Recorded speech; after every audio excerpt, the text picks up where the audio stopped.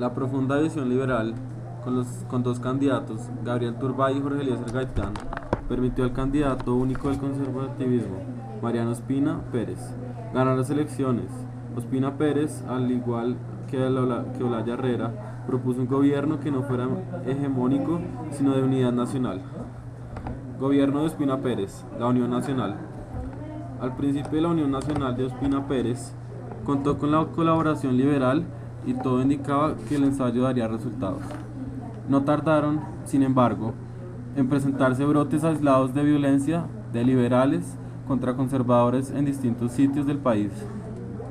Brotes que poco a poco se ampliaron hasta llegar a una violencia generalizada, al grado de provocar la protesta total del liberalismo, cuyo jefe, Jorge Eliezer Gaitán, a finales de 1947, levanta el gobierno un estremecedor memorial titulado Oración por la Paz, en que reclamó el presidente Ospina Pérez una acción enérgica para detener la violencia contra los liberales y sancionar a sus autores.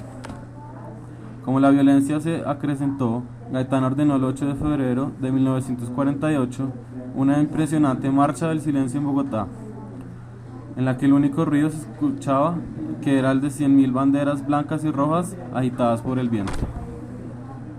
El fenómeno social y político, conocido como la violencia, se asentó después del asesinato de Gaitán. En 1949, los liberales renunciaron a la Unión Nacional y pasaron a la oposición. El presidente Ospina Pérez clausuró el Congreso, estableció la censura de prensa y asumió la dictadura, el gobierno de Laureano Gómez.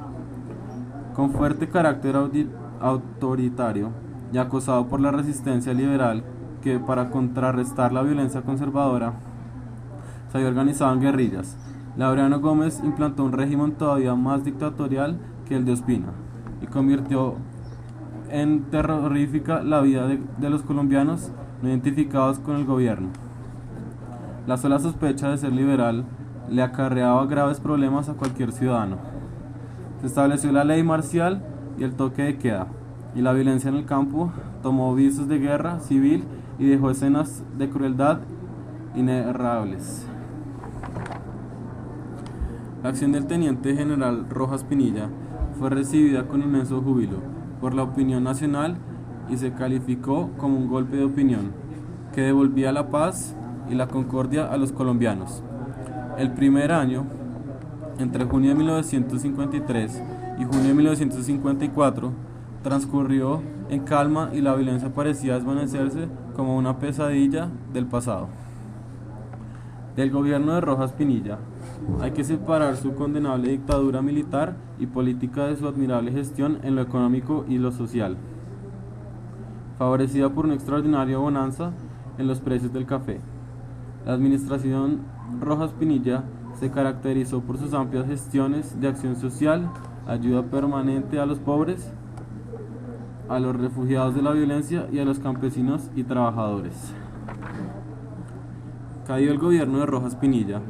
Los dos jefes del Frente Civil, Alberto Lleras y Laureano Gómez, volvieron a reunirse en Sitges el 20 de julio de 1957 para examinar la situación existente a la caída de la dictadura y los procedimientos que podrían recomendarse para el regreso de la vigencia de las instituciones republicanas. Los procedimientos recomendados por la Declaración de Sitges consistían en un proyecto del plebiscito para reformar la Constitución y establecer un gobierno en el cual los partidos liberal y conservador alternarían cada 4 años por un periodo de 12 y repartieron la burocracia a partes iguales.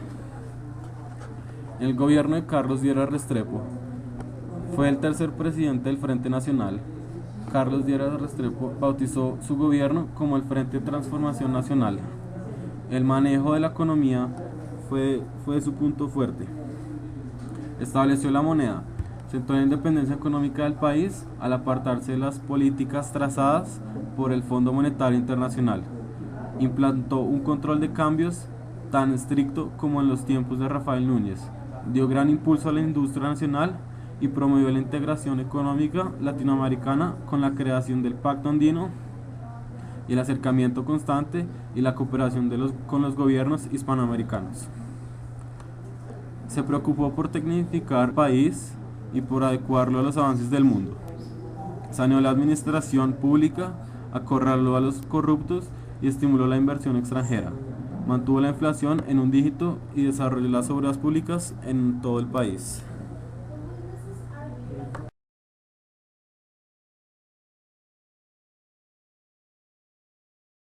Haciendo un panorama mundial, en 1945, los aliados trataron de crear un marco sobre el cual trabajar en la reconstrucción de Europa de la posguerra, pero no se llegó a ningún consenso. Tras el fin de la Segunda Guerra Mundial en Europa, los soviéticos ocuparon las zonas de Europa del Este que habían defendido, mientras las fuerzas estadounidenses y sus aliados mantenían en la Europa Occidental. Para el mantenimiento de la paz mundial, los aliados crearon las Naciones Unidas, pero su capacidad de actuación estaba limitada por el Consejo de Seguridad, en el que las potencias victoriosas de la Segunda Guerra Mundial se aseguraron el poder prohibir aquellas acciones contrarias a sus intereses. La ONU se convirtió, así, durante sus primeros años, en un foro donde las potencias se ensarzaban en las luchas retóricas y que los soviéticos utilizaban con fines propagandísticos. En 1946, George Kennan escribió desde Moscú el conocido telegrama largo, en el cual se apoyaba una política de inflexibilidad con los soviéticos y que convertiría en una de las teorías básicas de los estadounidenses durante el resto de la Guerra Fría. Los soviéticos respondieron con otro telegrama firmado por Novikov. En este telegrama se sostenía que Estados Unidos usaba su monopolio en el mundo capitalista para desarrollar una capacidad militar que creara las condiciones para la consecución de la supremacía mundial a través de una nueva guerra.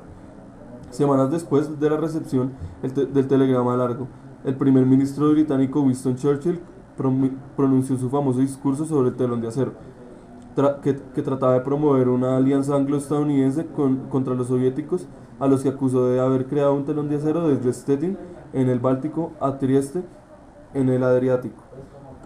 Desde finales de la década de los 40, la Unión Soviética consiguió instaurar gobiernos marioneta en Bulgaria, Checoslovaquia, Hungría, Polonia, Rumania y Alemania Oriental, lo que le permitió mantenerse una fuerte presencia militar en estos países. En febrero de 1947, el gobierno británico anunció que no podía seguir financiando al régimen militar griego contra los insurgentes comunistas en el contexto de la Guerra Civil griega. En Estados Unidos se extendió la idea de que el equilibrio de poder en Europa no se alcanzaría solo por la defensa militar del territorio, sino también se necesitaba atajar los problemas políticos y económicos para evitar la caída de Europa Occidental en manos de los comunistas. A raíz de estas ideas, en junio de 1947, la doctrina Truman sería complementada con la creación del Plan Marshall, un plan de ayudas económicas destinado a la reconstrucción del sistema político-económico de los países europeos y mediante el afianzamiento de las estructuras económicas capitalistas y el desarrollo de las democracias parlamentarias. Frenar el posible acceso al poder de los partidos comunistas en las democracias occidentales europeas. Stalin vio en el Plan Marshall una táctica estadounidense para mermar el control soviético sobre la Europa Oriental. Creyó que la integración económica de ambos bloques permitiría a los países bajo órbita soviética escapar del control de Moscú, y que el plan no era más que una manera que tenían los Estados Unidos para comprar a los países europeos. En 1949, el Ejército Rojo de Mao Zedong se proclama vencedor de la Guerra Civil en China, tras derrotar a los nacionalistas que contaban con el respaldo de Estados Unidos. Inmediatamente, la Unión Soviética estableció una alianza con los vencedores, que habían creado un nuevo Estado comunista conocido con la denominación de República Popular de China. Al coincidir en este tiempo la Revolución de China con la pérdida del monopolio atómico de Estados Unidos, la administración del presidente Truman trató de generalizar la teoría de contención. En un documento secreto fechado en 1950, la administración Truman proponía reforzar los sistemas de alianzas pro-occidentales y cuadruplicar los gastos en defensa.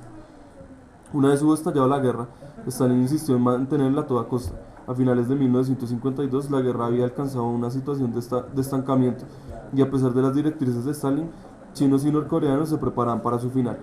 El alto al fuego se aprobó en julio de 1953, una vez que Stalin había fallecido. Al triunfar la Revolución Cubana en 1959, se da un verdadero giro en la historia de América Latina, pues el naciente proceso de nacionalizaciones y reforma agraria afecta gravemente los intereses estadounidenses en la isla, que se habían asegurado con la enmienda Platt en 1902. Esto conduce a fuertes roces entre Cuba y Estados Unidos, que desencadenan con la ruptura de relaciones diplomáticas y la expulsión de Cuba de la OEA.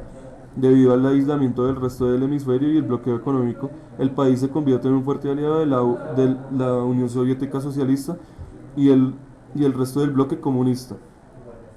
Esta crisis llevó al mundo al borde de una guerra nuclear. La Unión Soviética fue descubierta construyendo 4 silos nucleares en Cuba. Según la Unión Soviética, la medida era puramente defensiva para evitar que los Estados Unidos intentaran una nueva embestida contra los cubanos. Por lo tanto, era sabido que los soviéticos querían realmente responder ante la instalación estadounidense de misiles Júpiter en la ciudad de Esmirna, Turquía, que podrían ser usados para bombardear el sudeste soviético. La Unión Soviética envió navíos de carga y submarinos transportando armas atómicas hacia Cuba. Un avión espía descubrió las rampas de lanzamiento y Estados Unidos ordenó el envío de navíos hacia Cuba. El 22 de octubre de 1962, Estados Unidos interceptó los transportes soviéticos y ordenó cuarentena a la isla, posicionando navíos militares en el Mar Caribe y cerrando los contactos marítimos entre la Unión Soviética y Cuba. Kennedy dirigió un ultimátum a la Unión Soviética y demandó que ésta detuviera a estos navíos bajo amenaza de emprender represalias masivas. Los soviéticos argumentaron que no entendían por qué Kennedy tomaba esta medida cuando varios misiles estadounidenses estaban instalados en territorios de países miembros de la OTAN contra los soviéticos, en distancias idénticas. Fidel Castro adujo que no había nada de ilegal en instalar misiles soviéticos en su territorio, y el primer ministro británico, Harold Macmillan, dijo no haber entendido por qué no fue propuesta siquiera la hipótesis de un acuerdo diplomático.